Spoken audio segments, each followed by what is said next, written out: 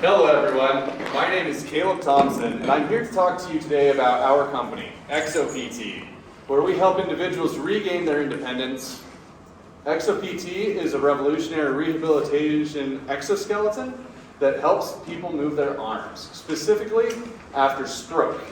Why stroke? Stroke is the leading cause of disability worldwide, with almost 800,000 individuals suffering a stroke in the United States alone.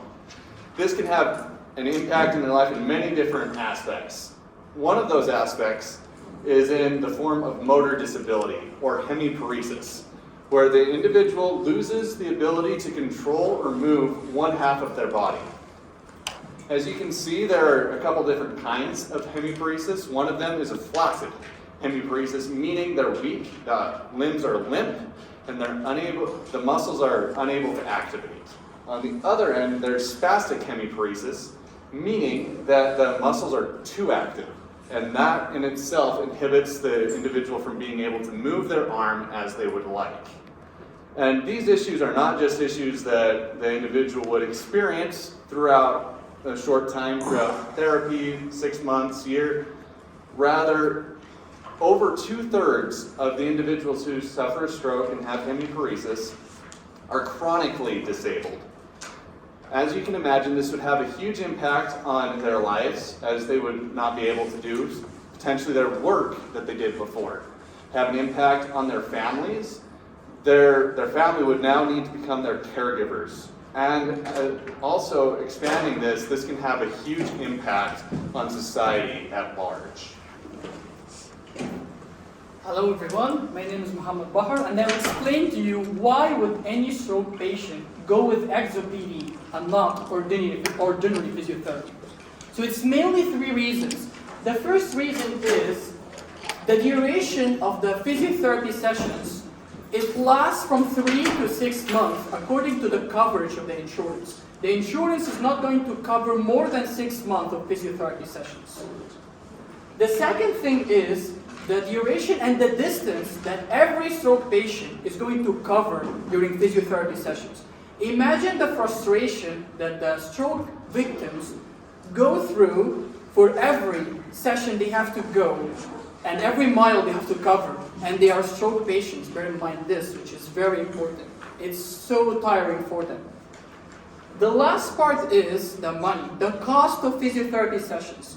It could cost you around $350 per session to have a physiotherapy. So imagine 3 sessions per week for 6 months. How would that cost them? This is really expensive. Let's look at how ExoPT could help them solve these problems. So the first thing is ExoPT will not give you the limit of 6 months of physiotherapy sessions. You can use the device at home at your own pace as much as you can. Second thing is you can use this device at home, which is a very big privilege for stroke patients. You don't have to go to physiotherapy clinics and physiotherapy sessions each and every time you want to go through a treatment session. The last thing is the cost of ExoPT. It will cost you around $8,000 to purchase ExoPT and use it at home. While for the ordinary physiotherapy, it could cost you minimum $12,000. So imagine you can save around $4,000 minimum when you go with ExoPT. Hi, my name is Mcmurry, and I'd like to introduce you to our product. So the ExoPT is an exoskeleton rehabilitation device.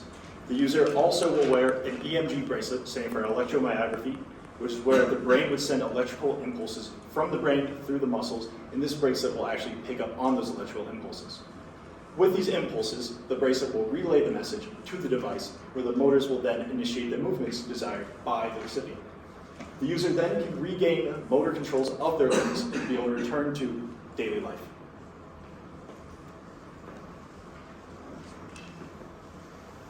Let's talk about the business model, which is the road trip that every stroke patient will go through with us till the rehabilitation phase. So the first phase with us is when our team of doctors prescribes a customized ExoPT for every stroke patient based on the case that they have.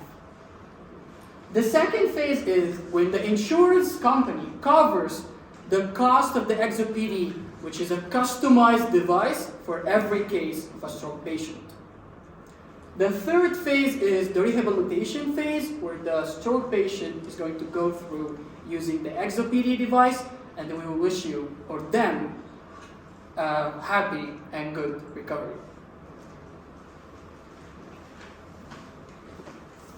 Hey everyone, my name is Nguyen. I'm here to talk to you about the market we're entering into.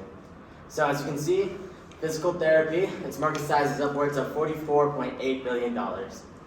Now, looking at the global medical exoskeleton market size, that is up to around 300 million in market size.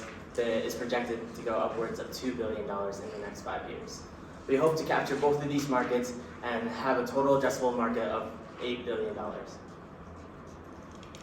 Now, our go-to market strategy starts with establishing ourselves in both the medical and physical therapy industries, going to expos and conventions and creating connections there.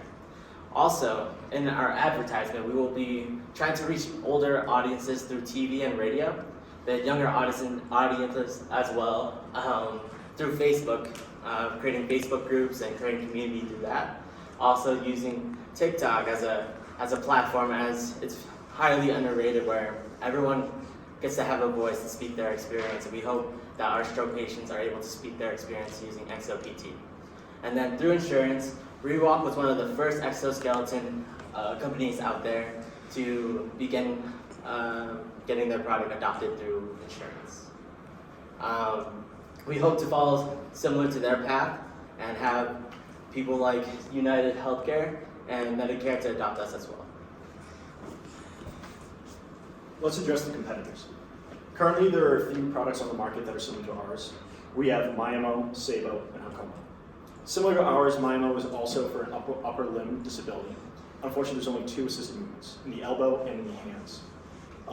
The Sabo is rudimentary design with springs, so individuals that suffer from a spastic or flaccid muscle injury, springs aren't necessarily the best thing for them. There are different options for different individuals who have different disabilities suffering from stroke, so something as rudimentary as that is not a great choice for them. Lastly, Hakoma. Hakoma is a stationary, very cumbersome, and very expensive device. This device is only available to individuals at premium physical therapy locations, and unfortunately, a lot of individuals who are affected by stroke might not have the means to be able to afford access to a device such as that. Let's talk about our advantages. Flexible consumer scheduling, assisted motor controls, and a non-impeding human design. For flexible consumer scheduling, once you own this device, you can use it whenever and wherever you'd like to. This device is something that you aren't limited to a 1 to 2 hour physical therapy session. You can wear this device and it can operate with you all day long. The assisted motor controls give you use of the limb that you lost. Using these motors, you're able to use your fingers, use your arm. Once you had a flaccid arm, you now have the option to use it again. You reclaimed your independence. The non-impeding human design, it's ergonomic. You can wear this all day without impeding your ability to do your daily life. In fact, it'll actually enhance it with the assisted motors. Our team is uniquely poised to lead this project and take ExoPT to market. I lead the team as CEO, and I have a background in biomedical engineering. I'm a PhD candidate in that field, and I have experience working with these patients and developing this technology. Our research is going to be led by John Mcmurry. He has experience in project management and a degree in mechanical engineering. Mohamed Bahr will be our director of operations. He has he's a PhD candidate within chemical engineering. And our finances, our chief financial officer is Nguyen. He has a BS/MS in electrical and computer engineering. So like I said, I have experience working with these patients and developing this technology. This is the culmination of many years of research. Our first testimonial was from a participant who helped us with our EMG control. So this person, upon seeing a hand on a screen that she was able to control with her muscles, said, "Seeing this gives me hope for my hand." This individual is unable to move their hand without assistance, and just seeing that they were able to control something gave them hope that they would be able to move again. a participant in early exoskeleton studies, was just really wanting to take the device home already, and was wondering when take-home trials would happen, and we will be working with this as we go forward with our FDA approval. The last testimonial we have is a participant in both studies who really just wanted to know when he could come back. Participating in this research and interacting with the technology that we've developed was exciting for him as he imagined the possibilities and the future that this technology would give to him. In closing, we are asking for $2 million of funding that will last us about 2 years in exchange for 10% of our company. The $2 million will be used as we ramp up manufacturing and go through the FDA approval process. After 2 years, we will begin selling our product, and investors can expect a return within 5 years. And in closing, thank you all so much for your time, and we'll take any questions. And we also have this lovely video of the exoskeleton being controlled by a motion capture camera of the opposite hand. Thank you.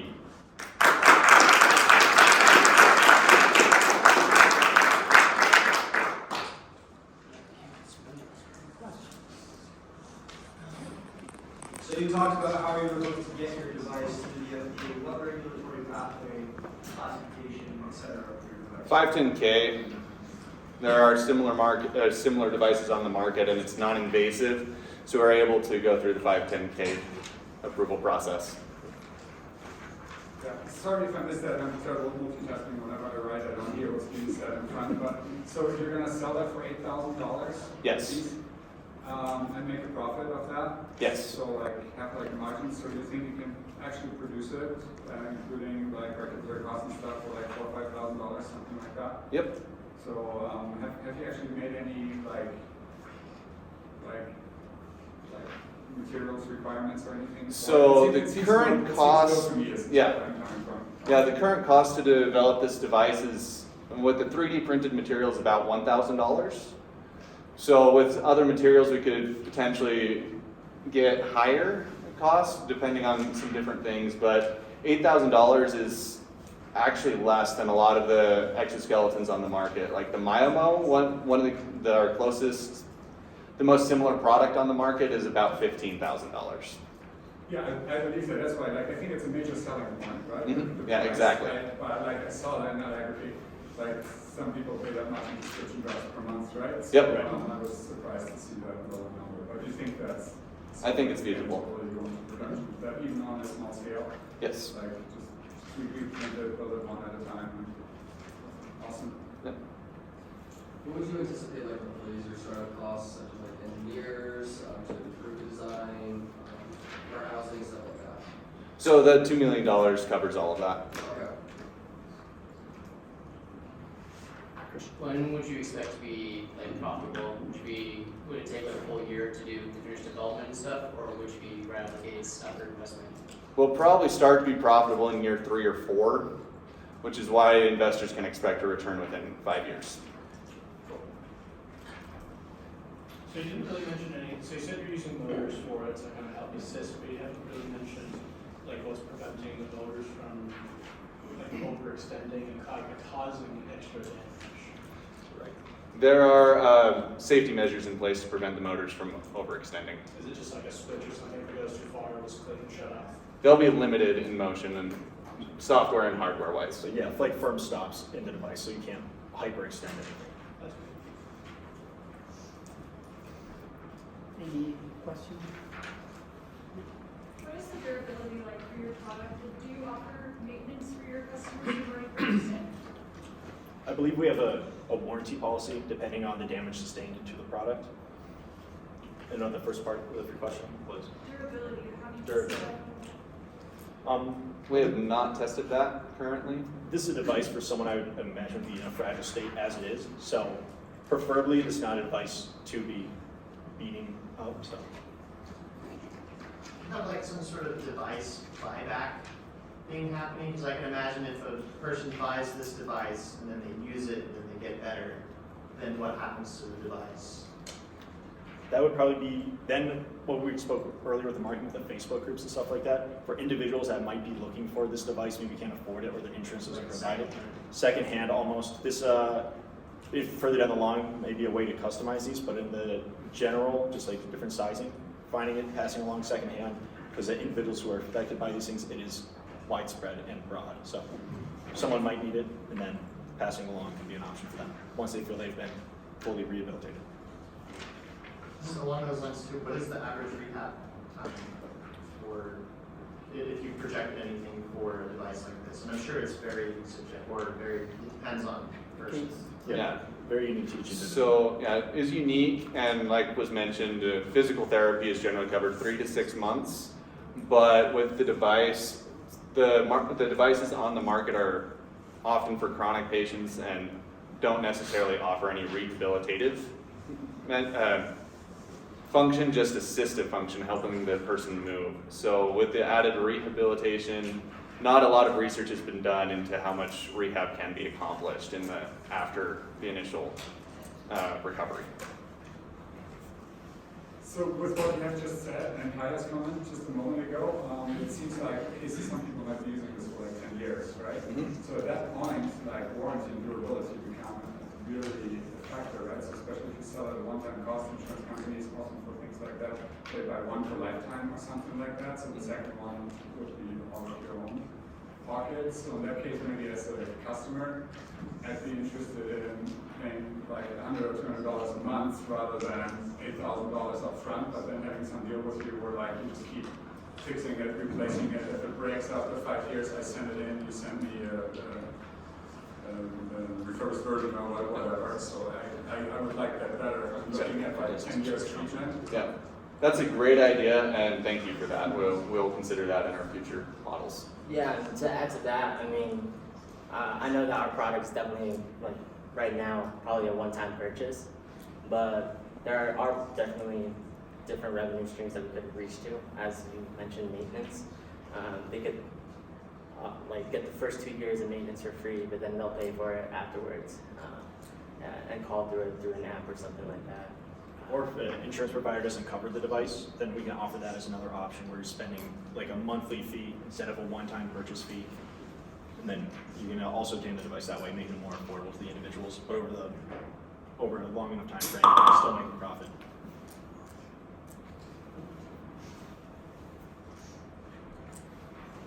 So in the case that you have somebody who only needs it for a couple years and it's meant to be used for a longer period of time, could you like reuse the same devices for multiple patients, or are they specific to one patient? Yeah, so if we're still figuring that out as far as like personalized per individual or on a general sizing scale. If they were generally sized, then yes, we definitely could use that with another individual, assuming the technology is still viable. Adding on, Okay. Last question. adding on to Parker's question, with the general size, I may have missed it, but can you give me like a timeline of how long it would take to develop a fully finished product?